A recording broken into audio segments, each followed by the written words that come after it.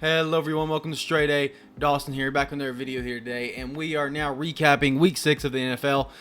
Pretty cool week. We'll kind of go over game by game and kind of give my thoughts about each of the teams and how they did.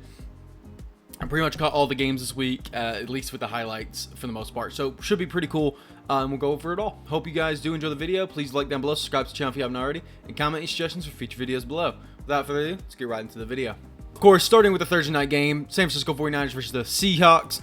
Pretty cool stuff here. Brock Purdy back in form. 3 touchdowns, 255 yards. Jordan Mason went down with some kind of shoulder injury. Isaiah Grendo came in and did what every running back in this 49ers running back room has done for the last 2 years and just came out there and dominated. So might be a cool pickup, might be good in the backfield. I'm not too sure. With so many productive running backs, apparently, I mean, what are the 49ers going to do? Are they just going to unload just one person into this offense now? Like, now that they have a healthy, possibly two, if Jordan Mason comes back?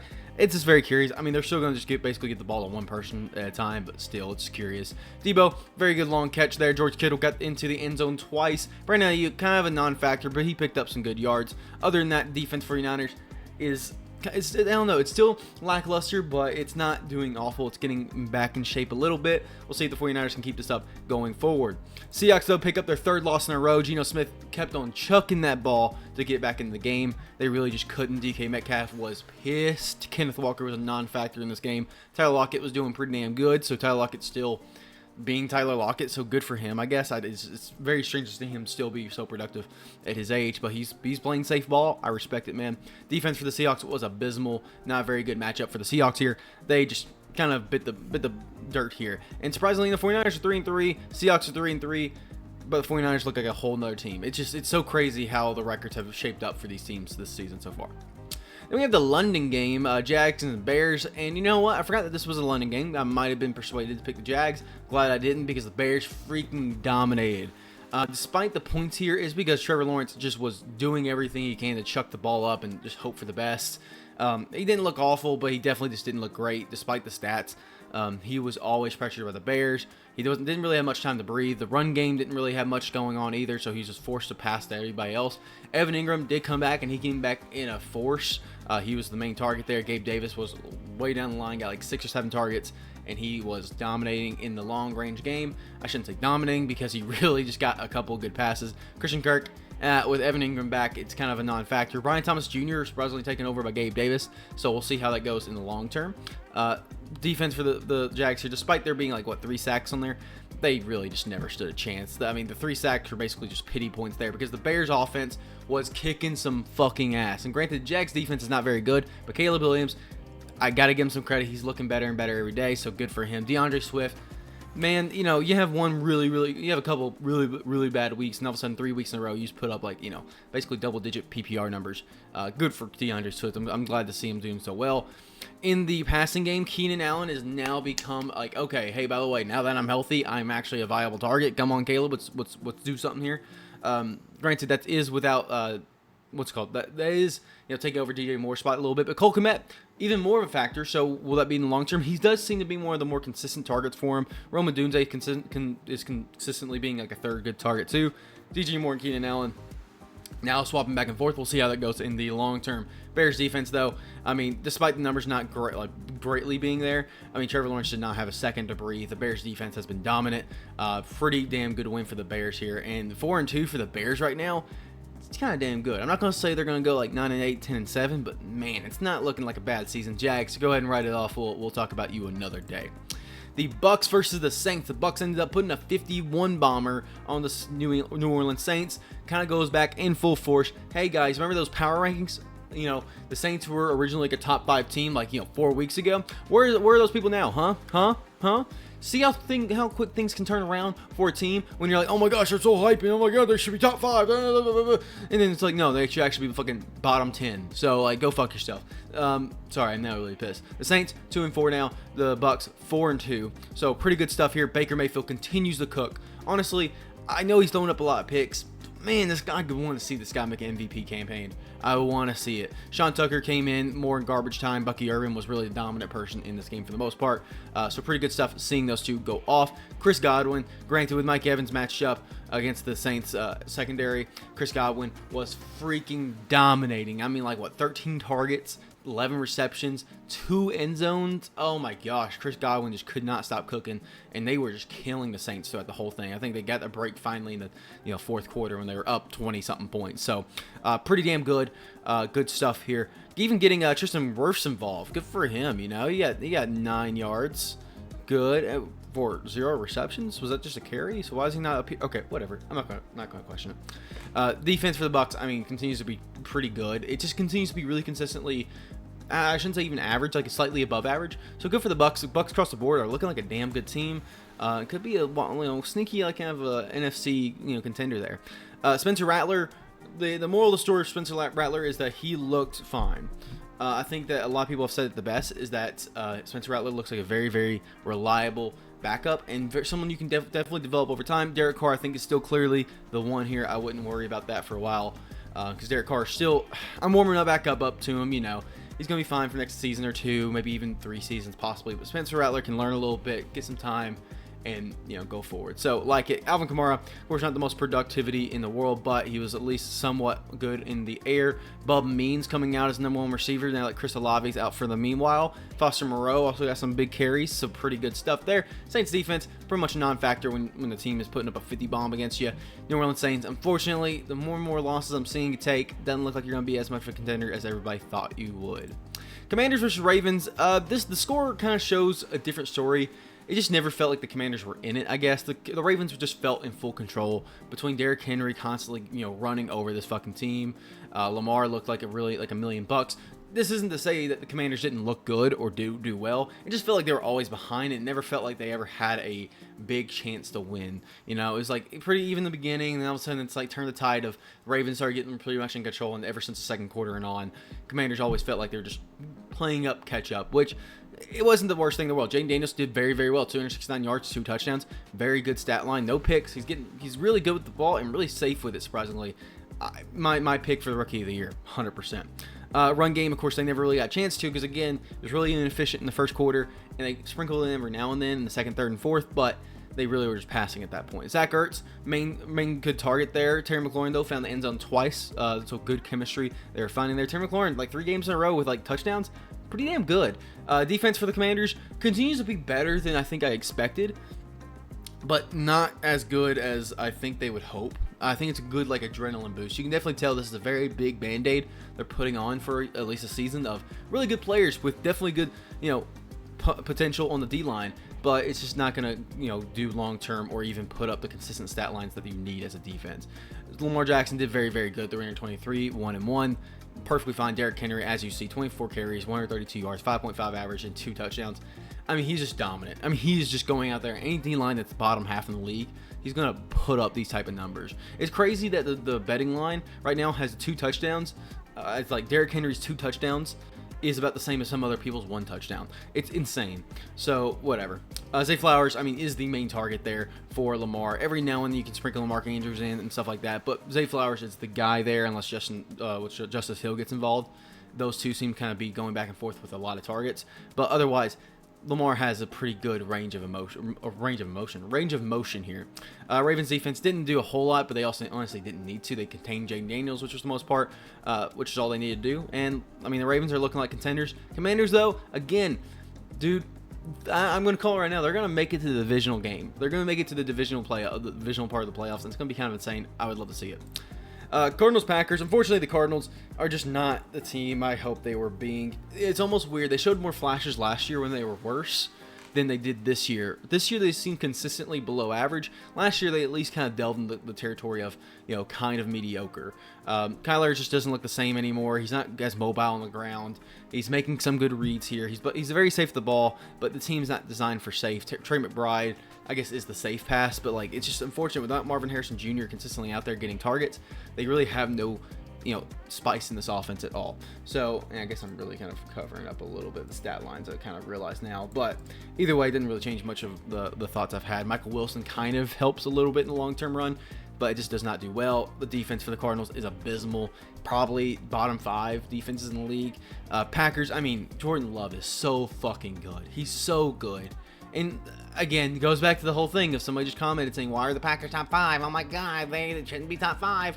Motherfucker, look at the stat lines they're putting up. This is a consistent thing. They've lost 2 games, and they've had Malik Willis for 2 games. And guess what? Malik Willis didn't lose those 2 games. And honestly, the only reason Jordan Love probably lost those 2 games was against the Vikings and against the Eagles. For one, it was the first game of the season against the Eagles overseas in a very close matchup against a team that's very, very good. And then the Vikings against a team that's very, very good, a very good defense, divisional opponent, and they almost came back and won. Can we not talk about this? Is that just fucking insane? Is that insane to anybody? But no, apparently the Packers shouldn't be top 5. You know what? I get it. Maybe not. But fuck you. My list. Go fuck yourself. Anyway, sorry, got on my soapbox for a second. Josh Jacobs looks pretty good. I mean, he's just consistently good on the ground. Receiving wise, Christian Watson definitely taking over that role again now that Wicks is also hurt now. So it seems like Watson, for the meanwhile, along with Romeo Doubs, or Jaden Reed, sorry. Those 3, I guess, for now, will be kind of the main target. Sugarcraft gets involved every now and then, but he's going to have his days. This whole team's going to eat at different points, so I'm not very worried about it. Defense for the Packers, despite not having many stat lines, again, for one, the Cardinals' O-line did play very, very good, and Kyler was very smart with the ball. While he didn't run a lot, he also was just smart with the ball. So he got safe passes downfield, and he was also able to kind of, maneuver in the pocket a little bit and, throw it away when necessary. So Packers did very well containing him, but Kyler and the Cardinals, in fairness, did have a very good response on offense. But, I mean, Packers put up a 34 bomb on the Cardinals, so, take that as you will. Moving on to the Colts-Titans, abysmal game. This was an awful game to watch. Joe Flacco did fine things, I guess, but not, amazing. Tyler Goodson, Trey Sermon were abysmal to watch. I didn't love watching. I guess Tyler Goodson had some good ones, but it wasn't great. Josh Downs is one of the main targets for Joe Flacco, but when Anthony Richardson comes back, I don't know how it's going to shape up to be again. We'll see with more time who gets the love. Alec Pierce probably gets involved a lot more, so we'll see. Michael Pittman came back from the dead, apparently, from almost being injured or was injured, and then just was like, I'm going to play anyway. Colts defense didn't do very much, but honestly, both these defenses didn't do much. It's kind of like one of those games where it's just they did stuff where they kept the points low, but honestly, it's almost due to the fact that the other offense was also sucky. Will Levis, 95 yards. Let me say that again. 95 yards. That's Broncos numbers, and the Broncos at least have a good defense. Tony Pollard is the one shot. The fact that Tony Pollard almost eclipsed Will Levis's passing yards in rushing yards is insane. Tony Pollard's the only reason this team is actually doing well. Tajay Spears is going to be injured for a little bit, so we'll see how that goes. Hopkins is probably going to be the main target moving forward. Calvin Ridley got 8 targets, though, so they're trying to feed him the ball, but either Calvin Ridley sucks, or Will Levis sucks, or both of them suck, or this whole team sucks. I'm going to go with all of the above, because this team is abysmal. Absolutely. It's so fucking sad to see. Hopkins, I think, is going to be a good, consistent target, though, once Will Levis is out of that, because there's no way that Will Levis keeps his job long term. There's no way. The defense for the Titans, like I said, was more good in the secondary. They really covered the ball really well. Didn't allow big gains. So the Titans were really just trying to progress themselves on the ground, kept the game close enough, but the Colts were able to respond in kindness pretty damn quickly. So Colts pick up a win. Both these teams I'm not really too excited about moving forward.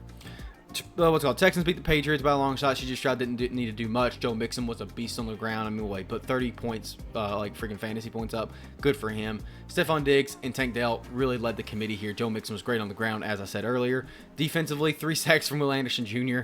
Holy fuck. Very, very good. I mean, this defense from the Texans really didn't need to do a whole lot very early on. And credit to Drake May and the Patriots. Drake May came in there, and he actually looked like he was pretty confident pretty soon after, at least.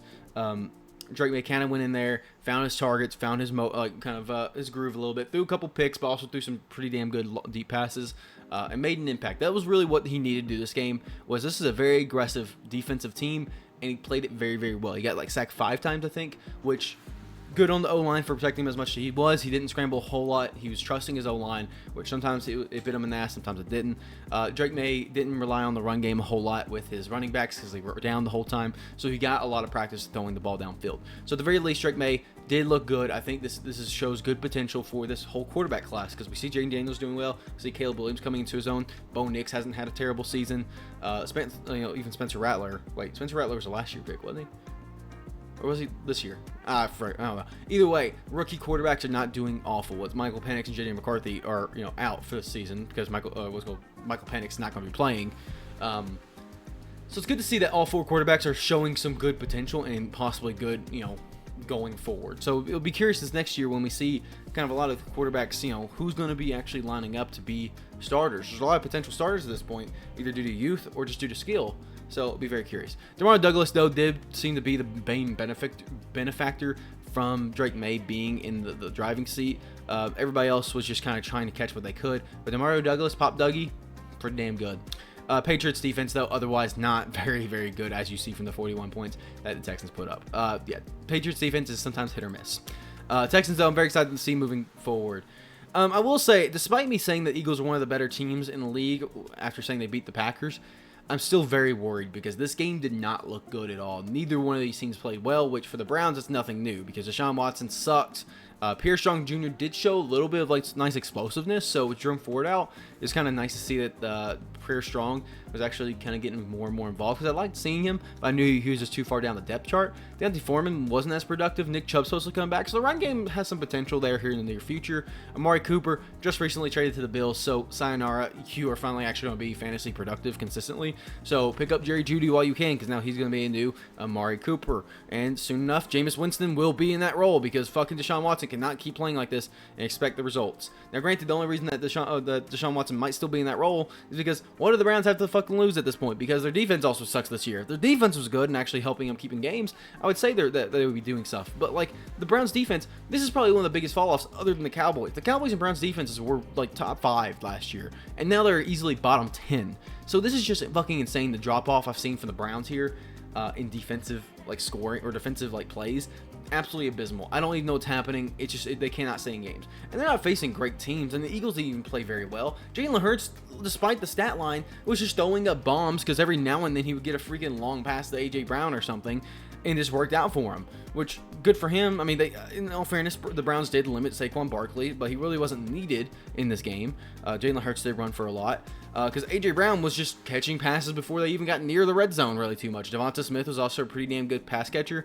This was just insane. Love Jalen Hurts looking down the field and every now and then throwing a good bomb to AJ Brown or Devonta Smith for either big yardage or a touchdown, and it worked out for him. But I mean, otherwise, anything else in between looked awful. Their defense didn't play amazingly well against a bad offensive line. Now, granted, bad offensive line. Now, granted, they did put up 4 or 5 sacks. It didn't look like it, though. The Browns still felt like they were in it the entire time because, Pierre Strong went out there, got some crucial first downs. Deshaun Watson, every now and then, every fucking 10 throws, will make a good throw for a first down. And all of a sudden, it's like, oh, wow, we're in field goal range. We're actually keeping up with the Eagles because they can't fucking complete drives. It's insane. The Eagles, I do not look forward to seeing the rest of your season at all. You're 3-2, and holy crap, you should be lucky at that point. Lucky. Browns, not as much. This is an abysmal game. The Chargers were up 23-0 in the first half, or 20-something in the first half, whatever. Denver Broncos came back in the latter half, but at that point, it's pretty much too late. The Chargers knew they kind of had it won. Hopefully, Jim Harbaugh's okay. I think there was some kind of medical emergency. Justin Herbert looked good. J.K. Dobbins was, getting the volume, and despite the 3.8 average, he was doing very, very well in the first half, but he just got a little more limited in the second half. They also got a lot of other people involved, so good to see there's a committee behind him, but J.K. Dobbins is still the guy there. In terms of receiving, again, everybody kind of got some love. Ladd McConkey was the main target, I believe, but otherwise not anything too surprising there. Defensively, though, Chargers did all right. I mean, it's a Broncos defense, so it really didn't need much stat line to really prevent them from doing anything. You just got to prevent them from actually making passes and preventing their, getting them to 2 yards per carry, and you got them pretty much in the bag. Bo Nix just was not amazing this game either. It's kind of every other game. It seems like he does good, does bad, does good, does bad, whatever. He was the most productive rusher, though, because no one else could get more than freaking 2 yards at a time, it seemed like at times. So it was really unfortunate. Bo Nix, though, again, not the greatest, but also not the worst. Vele, Cortland Sutton seem to be the two main guys there. Cortland Sutton is getting more targets than Vele, but Vele is making more crucial catches long field. So we'll see how that kind of goes going forward. It's a divisional game. It's sometimes tough, but it wasn't Denver's home ground. The defense for the Broncos just did not play well in the first half either, in all fairness either. Now, granted, not Cortland Sutton, Pat Surtain did go out pretty early, so that probably prevented a little bit of the secondary being good. Their secondary actually got banged up by 2 or 3 people getting injured, so it was unfortunate to see from the Broncos there. Usually a very good defensive team, so we'll see how it goes going forward. Maybe next week against the Saints will be better, but I do not see that happening, so we'll see. Steelers-Raiders. Steelers, again, play their game plan. There's nothing new with the Steelers there except George Pickens is not a factor on this team anymore. The Raiders continue trying their strategy of being mediocre on defense and chunking down the Brock Bowers. and it's not producing the results they hope. Justin Fields, like I said, mediocre on offense, but Najee Harris kind of carried the team here. I guess Justin Fields did have 2 touchdown rushes, so I can't judge him too much.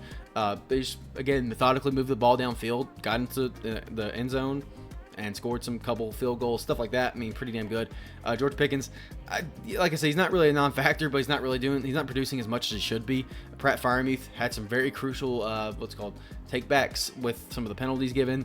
It sucks to see, whatever. Defensively from the Steelers, not really a big stat line there, but they just kind of brutalized Aiden O'Connell. Aiden O'Connell was having no time. He threw up some bombs, tried to make some completions there. Alexander Mattison, purely by volume, got the stats he did. Brock Bowers, like I said, was pretty much their downfield hope for the best, spray and pray. Alexander Madison's the only one else getting targets here because he's a chuck down guy. So basically, it's either throw down deep to Brock Bowers or throw down short to Alexander Madison, and it's not working out for the Raiders. The Raiders defense put up more stat lines, but again, at that point, the Steelers are just playing safe ball, so like they're not making stupid mistakes. So the Steelers, that's why they are 4-2, because they are a good organization with good coaching. The Raiders are 2-4 because they fucking suck. We're almost through these games. I'll kind of speed through these. Falcons, Panthers, typical thing here. Kirk Cousins actually showing that he can play very, very well, very consistently. Granted, bad defense, but he didn't need to do well because Tyler Algier and Bijan came out there and came to play. So Kirk got to play his normal role of being an efficient pass thrower, but also allowing his rushing to do the lot of the work too. Drake London, pretty damn good in the air. Kyle Pitts got some good long passes. Darnell Mooney, pretty much a non-factor, but not too bad. Defense from the Falcons was not bad, but definitely could be better. They put a lot of pressure on Andy Dalton and definitely swatted a lot of his passes away. Andy Dalton, again, when you're playing from behind so much and you just chuck up the ball, he's going to make some stupid mistakes. He still looks fine. He still looks strong, but it's just, again, the game script does not go in his favor in divisional matchup against the Falcons here. Chuba Hubbard continues to be good, I guess. It's very strange to see that he's consistently getting carries despite the game script, so very, very cool to see. Deontay Johnson, a clear number 1. Xavier Legette every now and then gets in line, but I'm sure we'll see his role continue moving up as time goes on. Defensively, again, the Panthers are actually probably the worst defense in the league, so nothing really talked about there. Good to see that the Falcons are moving the ball forward. Freaking destruction on Jerry Jones' birthday, 47-9. The Lions, I know it's been talked about so much, but the Lions, I mean, we're just doing trick play after trick play, just saying we're gonna demolish the Cowboys here. This is not going to be a game. It's going to be a bloodbath, and they certainly made it happen. The run game was efficient and good. Jared Goff was efficient and good. They brought up some trick plays to trick out the Cowboys and got some good yardage. It was just really, really cool to see. Jared Goff, 315, 3 touchdowns. I mean, you could just tell at some point this was just a murder. They were not taking out the starters. They were just wanting to go out there and kill the Cowboys. David Montgomery, really efficient. Jahmyr Gibbs didn't get as much love in this game in terms of what's called averages, but David Montgomery and Jahmyr Gibbs continue to be the best running back duo in the league. This works out so well for both of them, the fact the Lions have this kind of game script. Jameson Williams was the lead receiver here. Almiron, in the very beginning, was really locked down, but they finally force-fed him the ball a little bit near the end. Sam Laporta only had 1 good catch, but damn, it was a good catch, and it was, really neat. No, I shouldn't say really needed. It was really cream. It was kind of the whipped cream on top for this whole game. I forgot that Tim Patrick is part of this team now, so good for him. Good seeing that he's actually getting some receptions here. Defensively from the Lions here, they just brutalized the Cowboys here. 4 sacks and 3 picks on the Cowboys here. Dak could not throw the ball. And I don't even know if it was the Lions defense that was really making them wary. He just fucking sucked this game. He just genuinely did. Cooper Rush eventually came out and he obviously didn't do very good either, but I don't know which it is. Lions defense is pretty good, but damn, Dak Prescott just had no time to breathe, no time to rush the ball. CeeDee Lamb was the main target there, but outside of that, no one got anything, no touchdowns. Very, very crazy. Cowboys defense did have some conversions and some good plays here and there, but it was very few and far between. Most of these stats did not happen in the same drive against the Lions because the Lions were just dominating. Fun fact, the Lions did not have a single punt this game, so very cool to see.